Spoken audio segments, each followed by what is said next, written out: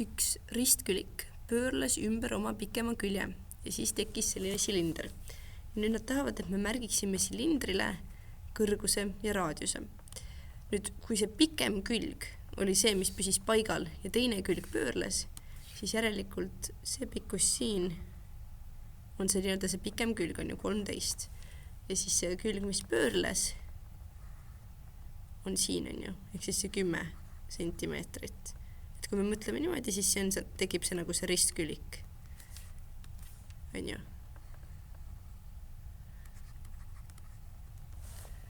Ja nüüd, mis nad tahavad, kõigepealt nad märgijoonisele tekkiva silindri kõrgus ja raadius. Ja nüüd kõrgus ongi lihtsalt see oranžiga tehtud ja siis raadius on see sinisega tehtud. Nii. Ja nüüd teine asi, mis nad tahavad, on see, et arvuta silindri külgpindala täpne väärtus. Silindri külgpindala. Kui me mõtleme, et silinder, see on põhimõtteliselt nagu sa võtad ühe paberilehe ja paned 2 selle otsa kokku, et sul tekib selline tegelikult piik, ristkülik, aga lihtsalt 2 selle nagu otsa on kokku pandud. Ja siis kuidas me saaksime arvutada selle siis pindala?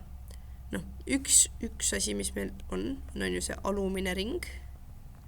See on nii-öelda, kui sa mõtled sellele pikale paberilehele, mis on otstest kokku pandud, see roosa, see ringi ümbermõõt nii-öelda on siis see ristküliku üks serv. Ja siis see teine serv on ju see nagu see, mis ta on kõrgus siis. Ehk siis seda me juba teame, see on 13 sentimeetrit. Nüüd me peame mõtlema välja ainult selle roosa, mis see roosa on. Ja kui me mõtleme, see on ju ring, on ju. Ehk siis me teame, et kuidas ringi seda ümbermõõtu mõõta või mitte mõõta või arvutada, siis see on 2πr. Ehk siis 2π korrutada raadius. Meil on 2 korda pi ja raadius me teame, et on 10 sentimeetrit. Ja me saame, et raadius, või mitte raadius, vaid siis see ringi nii-öelda ümbermõõt on 20 pi sentimeetrit. Nii, see on x. Ja 20 pi sentimeetrit. Sa võid mõelda niimoodi, et see on nagu pakk, on ju, mingi puupakk ja siis sa koorid sellelt nagu koore ümbert ära ja siis ta jääb selline nagu pikk nagu paberileht sisuliselt. Ja siis kuidas sa arvutaksid selle pindala. Ja nüüd, kuna ta on ristkülik, siis me saame ristküliku pindala arvutada väga lihtsalt selle ristküliku pindala leidmise valemiga, mis on ju nii, üks külg korrutada teine külg.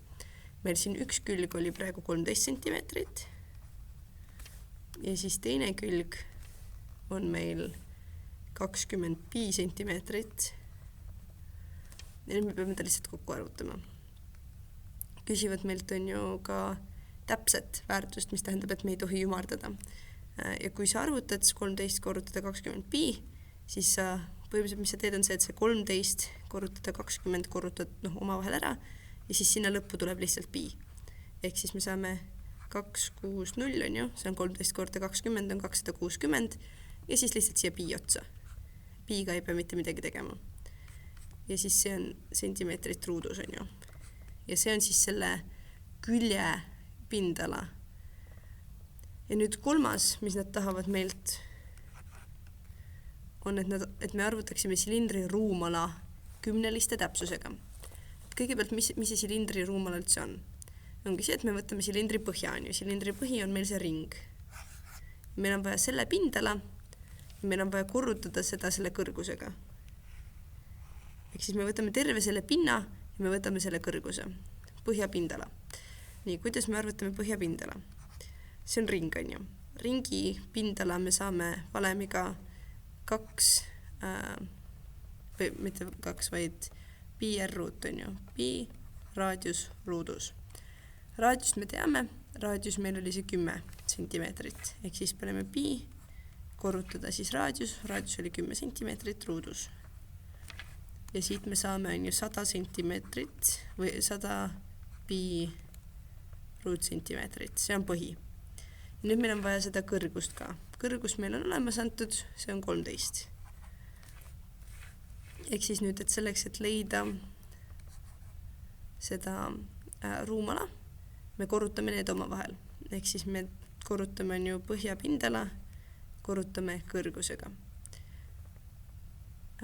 Siin ma olen kirjutanud R-i, kuigi siin peaks olema H, sest nagu kõrgus, nagu height inglise keeles. Nii, ja siis arvutame. Selle me saime siit, on ju. See on sama. Ja siis see kõrgus, see on see. Ehk siis me saame 100 pi sentimeetrit korruta 13. Ja nüüd, mis me saame, on ju 1300 piid. Ja nüüd meil on see, et me peame nad küsivad meil kümneliste täpsusega seda. Kümnelised, kui me mõtleme mingile arvule, siis kümnelised on, ma kirjutan mingi suvalise arvu praegu, mingi 7, 6 või 8, 4, 0, 1. Siis kümnelised on siis me võtame niimoodi, et on ühelised, kümnelised, sajalised, tuhandelised, 10 000-lised. Ehk siis selle täpsusega, mis on kümnelised, on ju. Kümnelised siin. See on ühelised. Ja nii edasi. Ehk siis nüüd, kui me arvutame selle 13 või 1300, 100 või 1300 piid, korrutame, on ju, 1300 korrutada 3,14 umbes, siis me saame, et see on umbes on ju 4084 ja siis mingid asjad veel. Aga kuna me tahame ta nüüd kümneliste täpsusega mõõta, siis me hakkame siit lõpust vaatama. Esimene on ühelised, siis on kümnelised. Me tahame nüüd kümnelisteni ümardada. Ehk siis, mis me teeme, on see, et me võtame 4,0 ja siit nüüd mõtleme. 4 me ei ümarda üles, alates 5 me ümardame üles, nii et see jääb 8,0. Ja nüüd, kuna tegemist on ruumalaga, siis see jääb või kuupühik on ju, ehk siis sentimeetrid kuubis tuleb selle vastuseks. Ehk siis, silindri ruumala kümneliste täpsusega on 4080 kuupsentimeetrit.